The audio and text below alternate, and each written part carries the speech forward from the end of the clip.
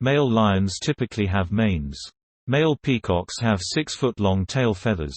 Female eagles and hawks can be about 30% bigger than males.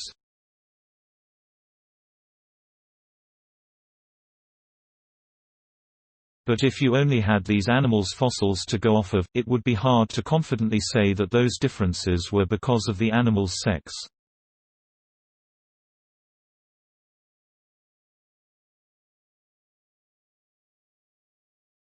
That's the problem that paleontologists face. It's hard to tell if dinosaurs with different features were separate species, different ages, males and females of the same species, or just varied in a way that had nothing to do with sex. A lot of the work trying to show differences between male and female dinosaurs has come back inconclusive.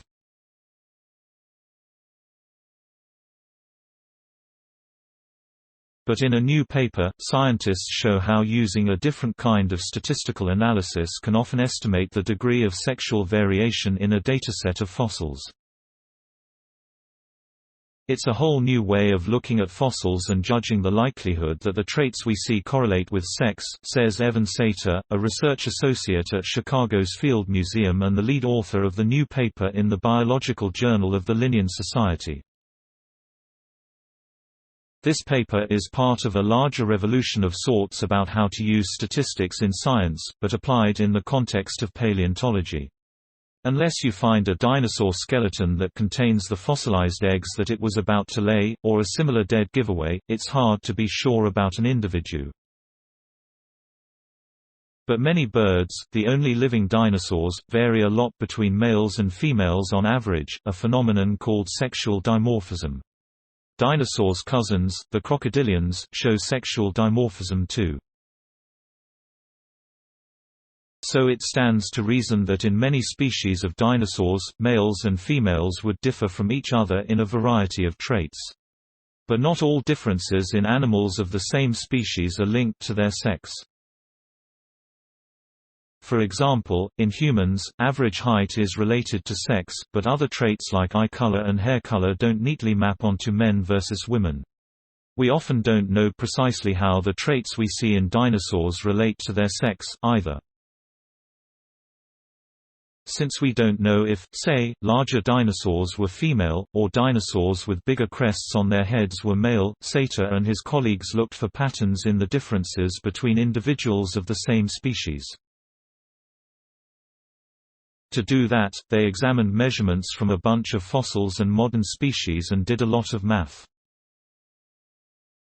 Other paleontologists have tried to look for sexual dimorphism in dinosaurs using a form of statistics called significance testing, for all you stats nerds, where you collect all your data points and then calculate the probability that those results could have happened by pure chance rather than.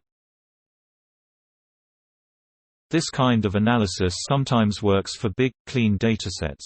But, says Saitta, with a lot of these dinosaur tests, our data is pretty bad, there aren't that many fossil specimens, or they're incomplete or poorly preserved.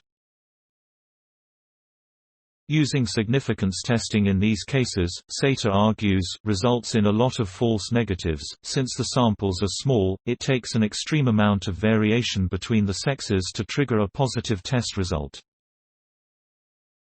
Significance testing isn't just a consideration for paleontologists. Concerns over a replication crisis have plagued researchers in psychology and medicine, where certain studies are difficult to reproduce.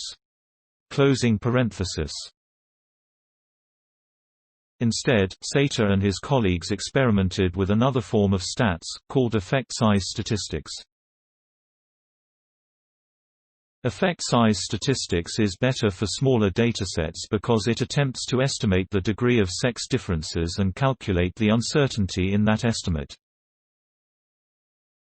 This alternative statistical method takes natural variations into account without viewing dimorphism as black or white. Many sexual dimorphisms can be subtle. Co-author Max Stockdale of the University of Bristol wrote the code to run the statistical simulations.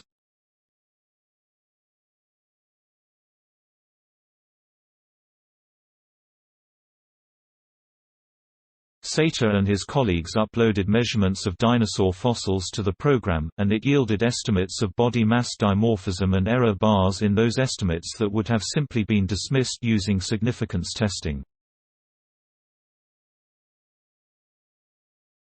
We showed that if you adopt this paradigm shift in statistics, where you attempt to estimate the magnitude of an effect and then put error bars around that, you can often produce a fairly accurate estimate of sexual variation even when the sexes of the individuals are unknown, says Saitta.